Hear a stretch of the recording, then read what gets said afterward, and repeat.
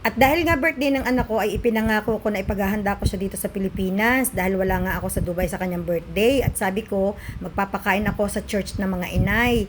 Inuna ko muna ang ating afritada na manok. Ayan ay medyo ano pa di yan, frozen ay hindi pwedeng hindi lulutuin na at ako'y magagahol sa oras, malilate sa kanilang kainan. Kaya naman minadali ko na at ako na talaga ang naghiwa ng ating manok. Medyo kabado 20 ako dahil hindi ko kabisado ang mga sangkalan, hindi ko kabisado ang kanilang kutsilyo. Dahil tayo mga kaulam ay sanay-sanay din sa ating mga gamit. Ako'y gayon pag sanay ako sa kutsilyo ko, minsan kahit hindi ako nakatingin, nakakapaghiwa ako, ay hindi ko talaga kabisado ang kutsilyong iyan. Isa pa'y frozen nga ang manok, sabi ko siya, kabado 20 are, maya-maya kasama ang aking daliri sa apretada. Kahit naman papaano'y marunong na rin naman ako maghiwa ng manok. Diyos ko po, sa tanda ko na ganamang ari nagluluto, ay pag hindi pa rumunong sa paghihiwa ng manok, ay awan ko na lang sa inyo. Abang ako'y naghihiwa diyan ng manok, iniisip ko talaga, aabot kaya ako sa oras. Ang oras diyan mga kaulam ay alas 8. Ay ang kainan ay 11:30. Ay ang dami kong lulutuin. Makikita ninyo kung ano ang mga sunod-sunod kong lulutuin mga kaulam. Kakoy ako kaya gay makakatapos nang wala akong kakatulong. Wala talaga ang inay lang ng diyan, ang inay nagtatalop ng bawang. Tapos, naghimay siya ng beans ng pangpansit. Tapos, ang inay tumulong na ng kaunti dahil kailangan na daw niyang maligo at siya daw dire-diretso na sa kanilang simbahan.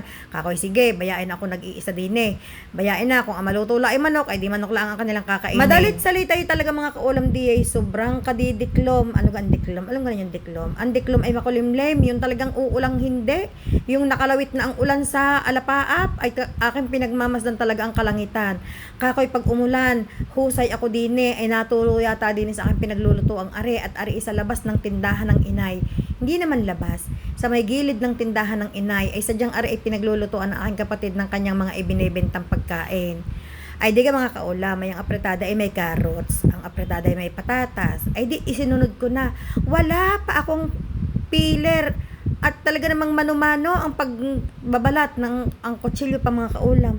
Matalas pa aking ngipin. Talaga nakakainit ng ulo. Kakoy yain na. Pagtsatsaga na ito, ay hanggang gagawin. Ay wala naman akong choice. Meron naman diyang isang matalas na na kutsilyo. Kasi ginagamit nga ng inay.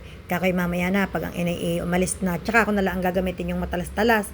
Talaga mga kaulam, pag sa hihirap namang magluto nang hindi mo kabisado ang mga gamit.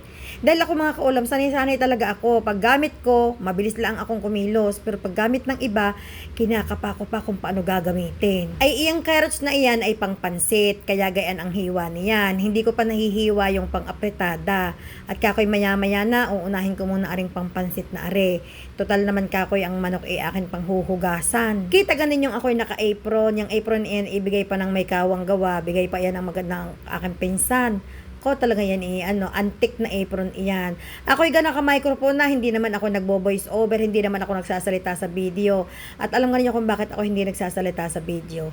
May mga hanggang kami diyang matatanda, ay baka isipin ako'y naluluka at ako'y nagsasalita mag-isa. Hindi naman sila sanay sa mga nagbablog na ganito. Ay marami nakapaligid diyang mga senior na nakaupo sa mga tinda-tindahan, ay kalapit lang niyan. Niisip ko, sabi ko, i-voice over ko na lang ang aring paglulutong are kaysa sa ako'y magsasalita mag-isa. At baka matakot ang aming mga kapitbahay at sabihin na, bigay itong batang ito, nag-iisa, nagsasalita, baka ito'y naluluka. Yun ang iniisip ko, kakoy, sige, hala, i-voice over ko na ito mamaya. Kita ganin yun, ako'y naka-headband pa, talaga mang arting-arte ni kaulam, naka-headband pa, at toong naka-apron, tapos naka-microphone, mahigpit. Ay, di hiniwa ko na nga ang patatas, nagagamitin nga sa chicken apretada, at mga kaulam, sa dyan ang chicken apretada may patatas, sabi ko, siya, sige, damihi ang patatas, at pag kinulang sa karne, di magsawa silang magtiis sa patatas, ganyan naman ang lasa niyan. Madalit salitay isinangkot ko na ang ating manok. Kita nyo mga kaulam, ako hindi naglalagay ng mantika. Tapos nilagyan ko ng kaunting patis para lumasalasa naman. At mga kaulam, naglalagay din ako ng sariwang kamatis para may talaga ng manglasa ng kamatis ang ating afritada at nang hindi lang naman tomato sauce ang ating ilalagay. Iba talaga mga kaulam ang lasa na kapag may kasamang sariwang kamatis. Isinunod na natin ang ating bawang at sibuyas at yan naman talaga ang nagpapasalsa.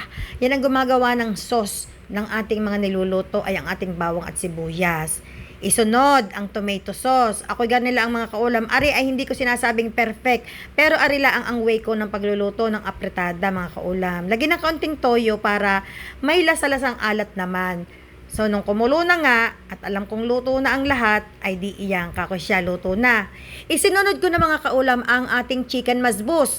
Ako'y nagbabad muna, yan, ako'y bumili talaga sa Shopee at naiwanan ko sa Dubai ang aking mga spices.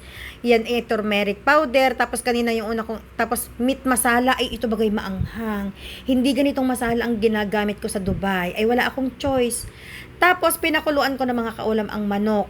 Ang ilalagay ko sa manok ay sibuyas lamang. Nilagyan ko na ng pamintang buo, nilagyan ko na ng pamintang powder, nilagyan ko na ng asin. Tapos nung naluto na ang manok natin ng lutong-luto na malambot na, inilagay ko na ang ating patatas. Yan ay may timpla na ng asin, ng lahat-lahat masala. Nung luto ng patatas mga kaulam, yung aking binabad na basmati rice, 1 oras kong binabad, inilagay ko na nung kumulo na siya.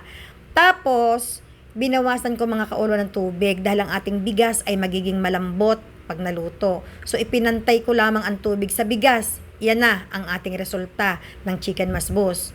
Nagsangkot siya na ako ngayon ng ating manok para sa ating pansit.